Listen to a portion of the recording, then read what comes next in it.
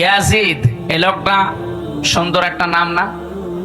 অনেক সুন্দর নাম ইয়াজিদ, অনেক সুন্দর নাম, অর্থ অনেক সুন্দর, কিন্তু নামটা এখন বিশ্বে কালের আবর্তনে এটা গালি। কাউকে যদি রাগাতে চান বলবেন এজিদের বাচ্চা, রেগে যাবে, অথচ নামটা খারাপ। মীর জাফর, এ ভাইয়ের নামের শেষে মীর আছে, আর ওই লোকটার নামের আগে মীর। মীর জাফর নাম যদি আপনি কাউকে বলেন যে মীর জাফর, ওকে খুশি হবে না রাগ করবে? তো নামটা কিন্তু সুন্দর। একজন সাহাবের নাম জাফর, তার আগে মীর, সম্মানসূচক শব্দ একটা শব্দ লাগিয়ে দিয়েছেন।